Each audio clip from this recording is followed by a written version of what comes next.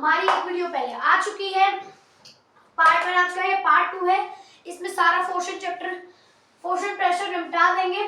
और कौन कौन सी क्लासेस से पढ़ सकती है मेरे पास? 6th 7th 8th and 9th।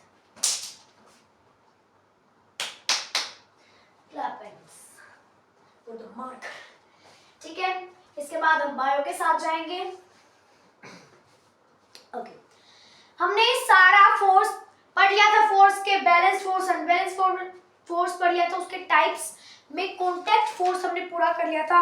अब हमारा आता है non contact force. Non contact या फिर अनकॉन्टैक्ट। अरे यार ये सी बड़ा क्यों आएगा, छोटा नहीं आएगा? मैं भी पागल हूं। कॉन्टैक्ट,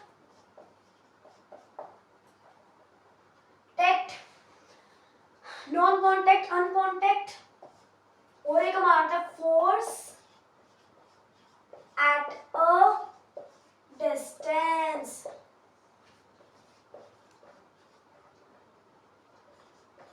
ठीक है, अब इसकी एक्सप्लेनेशन नॉन कॉन्टैक्ट, ये सारा एक ही नाम है, नॉन कॉन्टैक्ट फोर्स का ये नाम है। ठीक है, मेरे गले में थोड़ी प्रॉब्लम है, मैनेज करिए। हाँ पता है मुझे, मेरी आवाज भूत जैसी लग रही है, कोई नहीं, मैनेज करना आना चाहिए तुम्हें भी। Non contact force. अच्छा, कॉन्टैक्ट फोर्स क्या होता है? The force which can applied on a body by direct physical contact. तो नॉन कॉन्टैक्ट इसका उल्टा क्या? The force that can act on a body without A direct physical contact. The force which act on a body by on a body, the force which acts on a body without, हाँ without ही आएगा ना,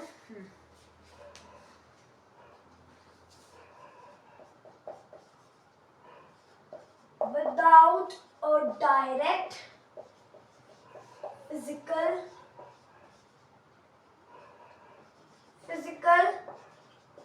contact। ये video रात को shoot की जा रही है, इसलिए देखो पीछे से सायरन आ रहा है कुत्तों के भौंकने का। The force which act on a body without a direct physical contact between two bodies, between कि मतलब दो बॉडी में से एक बॉडी पे फोर्स लग रहा है, ठीक है, विदाउट लिख लो या विदाउट ठीक है, विदाउट लिख लो, not a direct physical contact, ठीक है, बिटवीन टू बॉडीज। बंद भी करो, अभी भूखे ही जा रहे हैं। The force which act on a body without a direct physical contact between two bodies, जो फोर्स हमारा अप्लाइड होता है एक बॉडी पे, दो बॉडीज के बीच में कोई भी कॉन्टेक्ट के बिना, कोई भी डायरेक्ट फिजिकल कॉन्टेक्ट के बिना, उसी फोर्स को हम नॉन कॉन्टेक्ट, अनकॉन्टेक्ट या फोर्स एट अ डिस्टेंस कहते हैं। फोर्स एट अ डिस्टेंस कहते हैं। और इसकी जगह हम ये भी लिख सकते हैं, force that can act on a body due to not a direct physical contact या without the direct physical contact. ये भी चल जाएगा, अगर आप ये लिख रहे हो ये भी ठीक है। अब आपने टीचर से पूछना कि हम ये लिख सकते हैं, लिख सकते हैं। अगर उन्होंने खुद की कोई डेफिनेशन बताई है तो वो लिख लेना, नहीं तो ये भी आपको चल जाएगी। कॉन्सेप्ट समझ आ रहे हैं? ये आगे पीछे विदाउट तो कुछ है कोई ना, ये सिंपल सी बात है। दो बॉडीज के बीच में एक बॉडी पे अगर बिना किसी कांटेक्ट के, बिना फोर्स लग रहा है, हम उसी को अनकॉन्टैक्ट फोर्स कहते हैं, ठीक है। अब नॉन कॉन्टैक्ट फोर्स के भी टाइप्स आते हैं।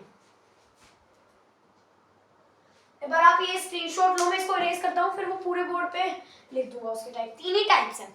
3 टाइप में फर्दर डिवाइडेड है। कॉन्टेक्ट तो हमारा 4 में था, ये 3 में है सिर्फ। बताओ कौन से हैं, गैस करो कौन से हो सकते हैं। सोचो सोचो सोचो सोचो। क्या है? टाइप्स हट मच्छर, ये ना रात को शूट करने का नतीजा है। इतने तो मच्छर आ रहे हैं, पीछे से सायरन आ रहे हैं हमारे।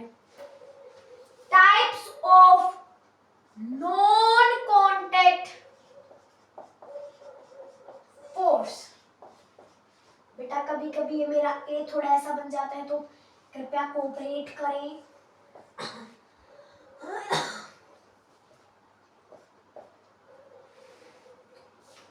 नॉन कॉन्टैक्ट फोर्स 3 टाइप्स में डिवाइडेड है। कौन कौन से हैं? पहला हमारा है ग्रेविटेशनल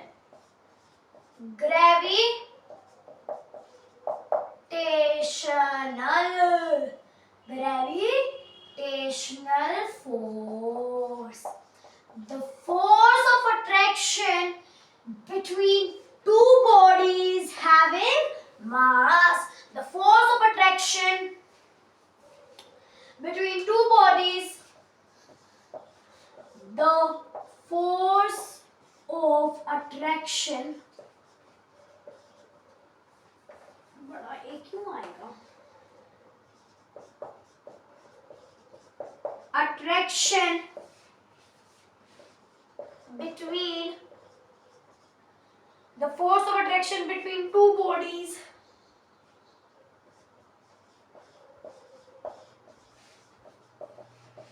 having mass.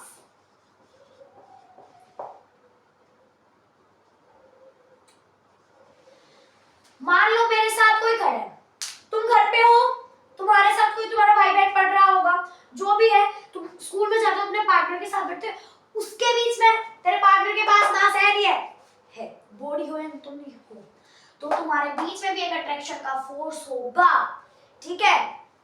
अब वो तुम बोलोगे हमें कुछ नहीं फील होता, हमारी तो लड़ाइयाँ भी होती रहती है, हम तो दूर दूर भी जाके बैठ जाते हैं, ठीक है, हमें तो कुछ फील नहीं होता कि हम खींचे चलाए एक दूसरे की तरफ, ठीक है। वो फोर्स की जो अमाउंट होती है हमारी कम होती है, कौन से फोर्स से? ग्रेविटेशनल फोर्स से। अरे मतलब जो फोर्स हमारे अर्थ के द्वारा हमें दिया जा रहा है, उस फोर्स से ये वाली मतलब जो अट्रैक्शन हमारे दोस्तों के बीच में होती है, दोस्तों के मतलब कोई भी साइड में खड़ा है आदमी उसके बीच में होती है, वो कम होती है, इसलिए हमें वो फील नहीं होती है, ठीक है। Gravitational force, the force of attraction, the force of attraction between two bodies having mass. Electrostatic force, the force of attraction between a charged and uncharged body or opposite charged body. Electrostatic force, the force of attraction between, the force of attraction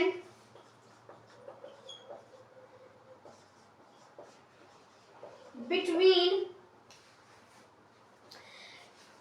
charged bodies, charged and uncharged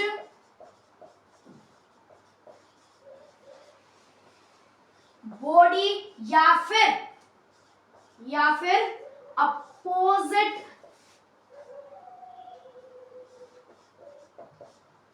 charged bodies.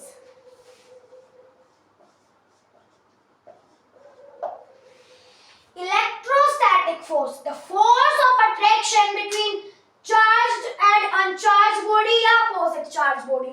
अब तुमने वो पढ़ा है atom, पता है क्या होता है? केमिस्ट्री पढ़ी है? नहीं तुमने पढ़ी है? पढ़ी होगी, मैंने भी पढ़ाई है, एटम मैंने पढ़ाए हैं सारे, एटम पढ़ा रखा है ना मैंने, पढ़ा रखा है एटम मैंने पढ़ा रखा है, पढ़ा रखा है नहीं पढ़ा, क्या पता पढ़ा रखा, मुझे आता है, देखो क्या पता पढ़ा भी रखा हो तुमने। जो एटम होता है इलेक्ट्रो, इस वर्ड से तुम्हें क्या याद आ रहा है? इलेक्ट्रो, इलेक्ट्रो से इलेक्ट्रॉन्स याद आ रहे हैं, इलेक्ट्रॉन्स याद आ रहे हैं।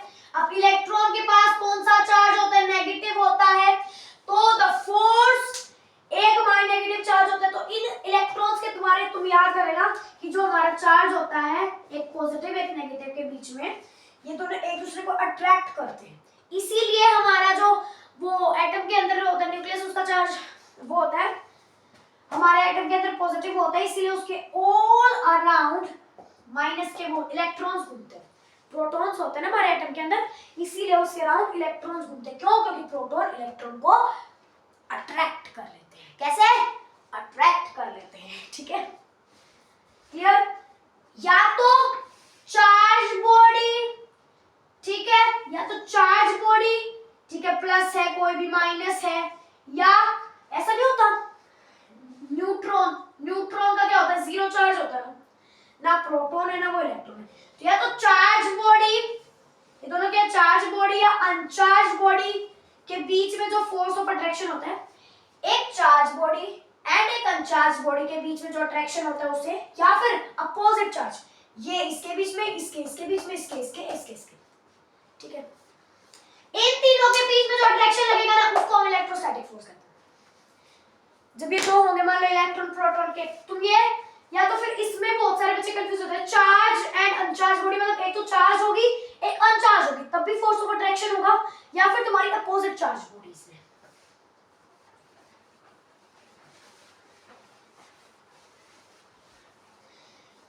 हमारा लास्ट है magnetic force.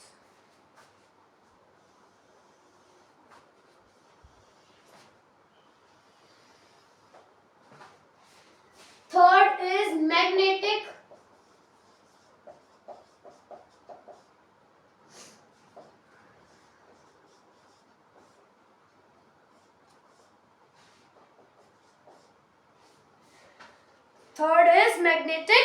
force, the force of attraction or repulsion between two magnets, the force of attraction or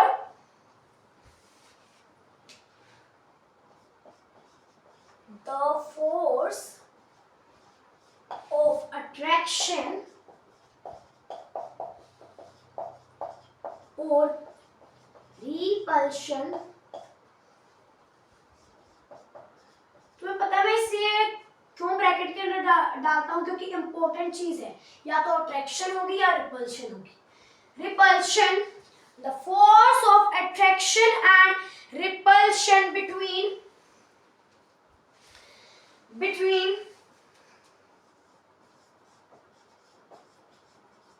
two magnets, between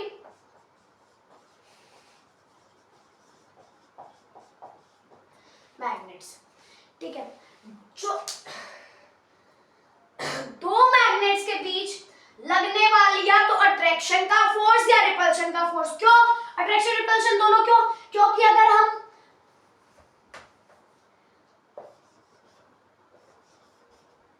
north को जोड़ देंगे तो क्या होगी? रिपल्शन। अगर हम नॉर्थ साउथ को जोड़ देंगे तो क्या होगी? अट्रैक्शन। इसलिए या अट्रैक्शन का या रिपल्शन का फोर्स जो दो मैग्नेट्स के बीच में होता है उसको हम मैग्नेटिक फोर्स कहते हैं। ठीक है, आज तो गला फटेगा मेरा। इसका स्क्रीनशॉट लीजिए जल्दी, शीघ्रतापूर्वक। अब इसको इरेज कर देगा, हा हा हा, विलन की तरह हमारा काम नहीं होने देगा। लास्ट फोर्स हमारा पूरा खत्म होता है। बस फोर्स के बारे में इससे ज्यादा मत पढ़ो, या पढ़ना है एक्स्ट्रा नॉलेज के लिए पढ़ लो, ये भी काफी है।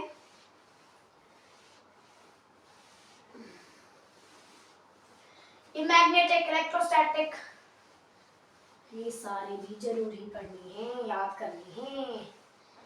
ये कर मेरे को अंडा लाओगे, बड़ा बड़ा अंडा।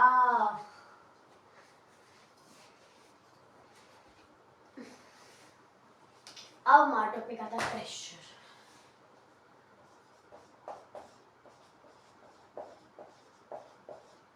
चैप्टर के नाम के बारे में जानते जानते ही चैप्टर खत्म हो गया। फोर्स का नाम के बारे में जाना, उसके आगे इतनी डिटेल्स लिख रहा है। हाफ से हाफ चैप्टर कंप्लीट हो गया, ठीक है। 1/4 चैप्टर इसमें कंप्लीट हो गया। इसमें बचता है थोड़ा सा, अब वो मैं करवाऊंगा। The force acting perpendicular on a unit area. Pressure क्या होता है? द फोर्स एक्टिंग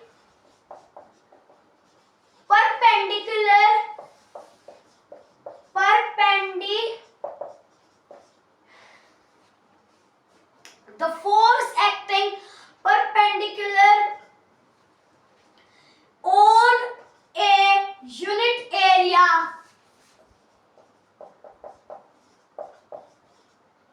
उसी को हम प्रेशर कहते हैं। एक एरिया के ऊपर, मान लो यहाँ कील लगी हुई है, इसी के ऊपर एक यूनिट एरिया है, इसी के ऊपर हम अगर फोर्स डाल रहे हैं, परपेंडिकुलरली सीधा फोर्स डाल रहे हैं, उसी को हम प्रेशर कहते हैं। परपेंडिकुलर कैसे? परपेंडिकुलर है या नहीं है बताओ, ठीक है? क्लियर? प्रेशर समझ में आया क्या? जो फोर्स हमारा एक्ट होता है perpendicular, acting perpendicular on a unit area, एक यूनिट एरिया के परपेंडिकुलर एक्ट होने वाला फोर्स ही प्रेशर कहलाता है। प्रेशर, प्रेशर को हम लिख सकते हैं फोर्स बाय में एरिया। फोर्स बाय में एरिया हम लिख सकते हैं। फोर्स की यूनिट, एरिया की यूनिट, ये इसकी यूनिट है, या तुम ऐसे भी लिख सकते हो केजी मीटर। कैसे लिख सकते हो केजी मीटर पर? Metre by second square by में एम स्क्वायर, इससे ये कैंसिल हो गया, ठीक है। ये एस डिवाइड में आ गया तो हमारा जाएगा के जी बाय में, ये भी है एक एम एस स्क्वायर, ये भी है हमारी एक, ठीक है।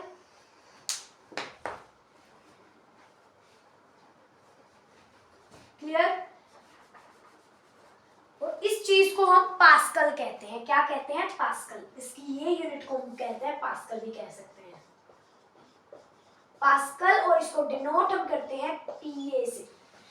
पीए पीओ पीओ, उससे याद रख सकते हो पास्कल, ठीक है। क्लियर? ये यहां तक क्लियर हुआ? इज इट क्लियर और नॉट? एसआई यूनिट इसकी यही है, यही है। क्लियर? चलो तो इसका डायमेंशनल फॉर्मूला भी जान लेते हैं हम।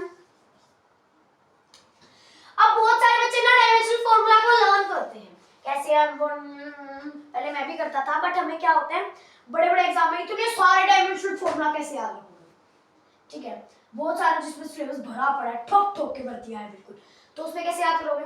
उसमें सिंपल सा निकालने का तरीका होता है केजी बाय में मीटर स्क्वायर, अच्छा मीटर सेकंड स्क्वायर लेके चलो, क्योंकि इसमें सारी यूनिट बेसिकली दे रखी है, इसमें प्रॉपर्ली नहीं दे रखी है केजी का, ठीक है। तो हम इसको लिख सकते हैं एम एल टी, यही होते हैं केजी। एक ही केजी है, एम किस में मेजर होता है? केजी में। एक है तो यहाँ पे एक लिख, एम क्या है? मीटर, केजी बाय में metre square, length second square, sorry by में है तो माइनस, इसकी पावर 1 है तो -1, डिवाइड में है ये, इसकी पावर 2 है तो -2। ये हो गया इसका डायमेंशनल फॉर्मूला। आया समझ कैसे किया? इसका स्क्रीनशॉट ले लीजिए। उसके बाद एक चीज समझाने वाला हूं मैं, अच्छा 1 मिनट रुको अभी थोड़ा सा।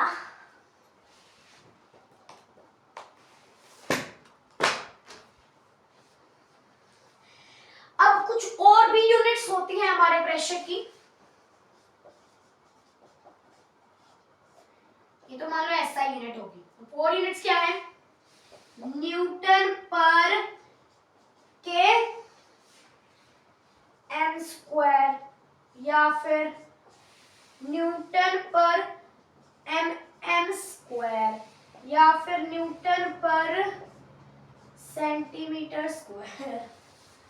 ठीक है, क्लियर? इज इट क्लियर और नॉट? ये हमारी कुछ और भी यूनिट्स हैं। सीजीएस यूनिट इसकी क्या है?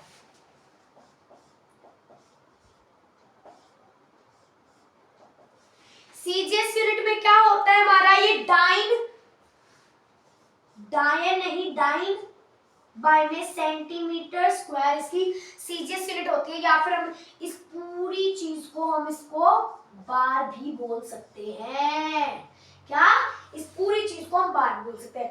CGS unit of pressure is dyne per centimetre square, जिसको हम बार भी बोल सकते हैं। क्लियर? और इसकी वैल्यू हमारी कितनी होती है? बार, एक बार हमारा या तो 10 to the power 5 nm square या फिर 10 टू द पावर 5 पास्कल। ठीक है, बार की ये होती है वैल्यू। इस बार मैंने थोड़े इस पे नोट अच्छे नहीं बनाए, अपने मैनेज करके लिख लेना, क्योंकि यहाँ मैंने थोड़ा समझा रखा है, यहाँ भी समझा रखा है, यहाँ भी थोड़ा लिख रखा है अच्छे से मतलब बता रखे हैं। तो आप इसको मैनेजली जैसे भी आप लिखना चाहो वैसे लिख लो। फिलहाल इसका स्क्रीनशॉट ले लीजिए। क्लियर? इज इट क्लियर और not? Now take the screenshot. Have you taken? Okay, now I am erasing this thing. मुझे नीचे वाली चाहिए, मुझे थोड़ी देर के लिए।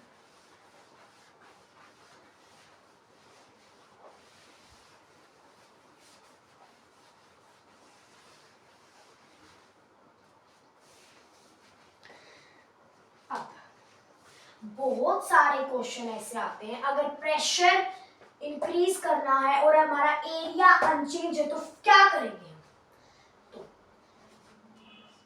प्रेशर जब इंक्रीज होता है तो फोर्स हमारा भी मतलब फोर्स भी हमारा इंक्रीज होता है। इसलिए इसके लिए आप लिख सकते हो pressure is directly proportional to force.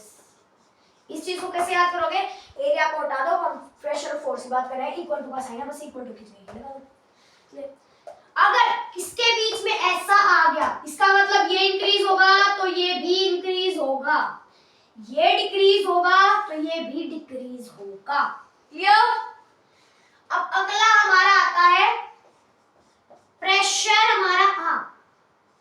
Pressure हमारा डायरेक्टली प्रोपोर्शनल होता है, फोर्स को हटा दो, 1 एरिया रहा ना फिर भी, तो इसलिए 1 एरिया। अगर 1 में कोई चीज आ गई तो अगर ये इंक्रीज होगा तो ये चीज डिक्रीज हो जाएगी, अगर ये डिक्रीज हो रही है तो ये चीज इंक्रीज हो जाएगी। तो क्वेश्चन आए, मान लो हमारा फोर्स, हमें हमारा एरिया अनचेंज रखना है, फोर्स को इंक्रीज करें, तो फोर्स को इंक्रीज करने के लिए हम प्रेशर को इंक्रीज करने के लिए हम फोर्स को बढ़ा देंगे, या फोर्स को अनचेंज रखना है, प्रेशर बढ़ाना है। फोर्स को अनचेंज रखा, इसको छेड़े मत। प्रेशर किस पे बढ़ रहा है?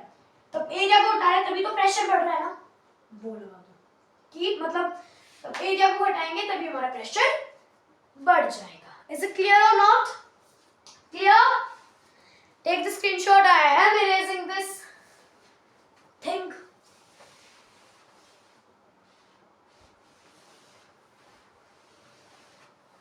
विजिबल तो है ना तुम्हें नीचे वाली चीजें?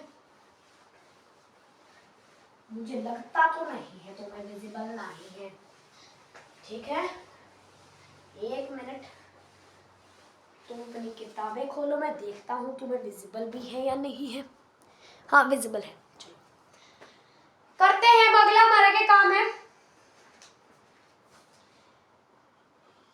हमने पहले जो चीज पढ़ी वो थी हमारी प्रेशर इन एरिया, वो हमारी प्रेशर इन सॉलिड्स थी। अब हम पढ़ेंगे pressure in liquids. Pressure in liquids क्या पढ़ेंगे? प्रेशर इन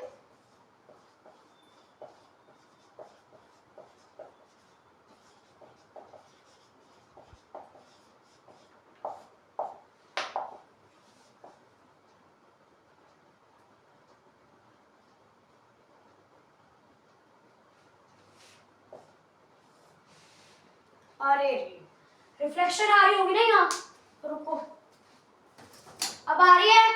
तब तो अंधेरा ही हो गया, बिल्कुल ही अंधेरा हो गया। सेटअप करते करते ही रात हो जाएगी मुझे तो। बंद ही रखो इसको, क्या बता रही हूँ। प्रेशर इन लिक्विड्स, हमारा प्रेशर इन लिक्विड्स के लिए फॉर्मूला आता है P is equal to P या रो, मतलब रो ही बोलते हैं इसको,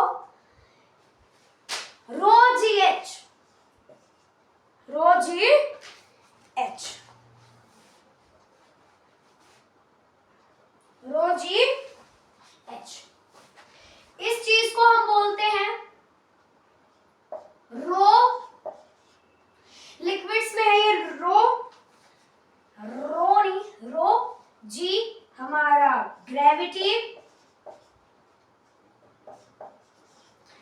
और एच हमारा डेप्थ, गहरा, डेप्थ। ठीक है, क्लियर? अब कुछ चीजें हैं। Liquid exert pressure in all direction.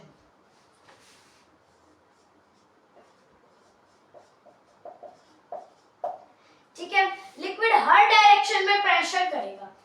Pressure क्या करेगा? प्रेशर लगाएगा। मान लो तुमने एक टब लिया, हम ऊपर से देख रहे हैं, ये साइड से ऐसे रखे वाला टब नहीं है कि ऐसे रखा, नहीं, हम इसको ऊपर से देख रहे हैं।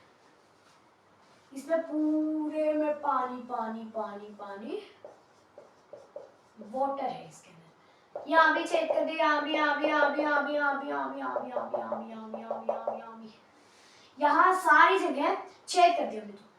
तो ये नहीं है कि ये इसी डायरेक्शन में लगाएगा तो इन्हीं होल से पानी निकलेगा, नहीं, सभी होल से निकलेगा, क्योंकि सभी डायरेक्शन में प्रेशर लगाता है। क्लियर? Clear is it? बेटा पक्का सूरज लग रहा है, बट अंदर वाटर लिखा है, इसलिए थोड़ा मैनेज करो रे, ड्राइंग हमारा इतना अच्छा नहीं है। नोटबुक में याद था बस। अब अगला पॉइंट है हमारा pressure in liquid is same at height.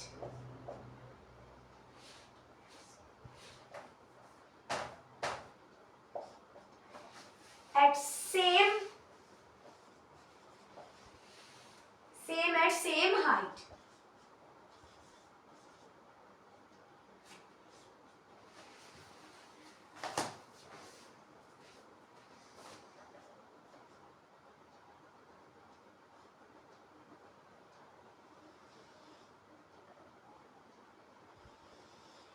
एक साइड से अच्छी बन जाती है, दूसरी साइड से खराब हो जाती है।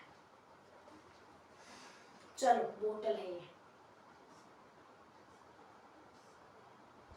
प्लास्टिक की है। मान लो पानी यहाँ है, क्या बोला है कि हमारा जो प्रेशर होता है लिक्विड के अंदर सेम हाइट है,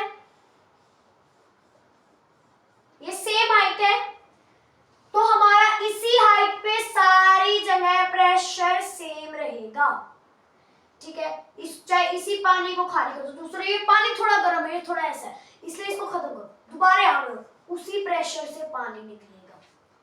ठीक है, अब यहां हमने होल किया तो पानी यहाँ गिरेगा, कम प्रेशर है, यहाँ किया हमेशा तो थोड़ा यहाँ गिर जाएगा, बिल्कुल नीचे कर दिया, ज्यादा प्रेशर है, ज्यादा लेयर्स ऑफ वाटर है इसके ऊपर, यहाँ गिरेगा। ठीक है, हमारा मतलब ये तो फिलहाल मैंने आपको एक्स्ट्रा चीज बताई है कि यहाँ गिरेगा यहाँ गिरेगा, बट सेम चीज इसमें क्या होता है कि मेन चीज कि जो हमारा लिक्विड के अंदर होता है सेम हाइट पे हमारा प्रेशर सेम होता है, ये नहीं कि इस बार अलग है इस बार अलग है, हमेशा सेम हाइट पे सेम प्रेशर रहता है।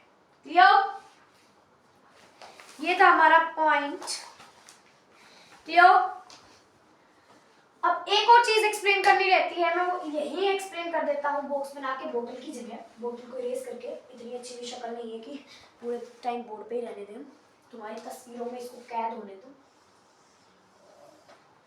लास्ट टॉपिक, इसके बाद खत्म।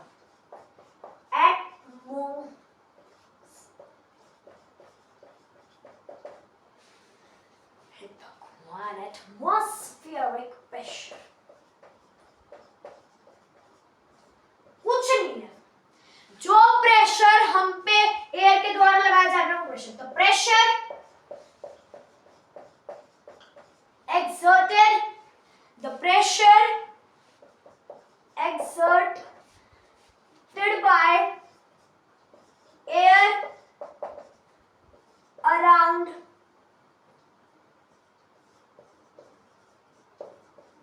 us, एयर अराउंड अस या एटमॉस्फेयर की जो एयर है वो, जो प्रेशर हमारे ऊपर एयर लगाती है आसपास की उसी प्रेशर को एटमॉस्फेरिक प्रेशर कहते हैं। यहाँ पे ये चैप्टर तुम्हारा खत्म होता है, अगली वीडियो में मिलेंगे बायो के टॉपिक के साथ या किसी भी और चैप्टर के साथ। बाय बाय, इसका स्क्रीनशॉट लेना ना भूलना।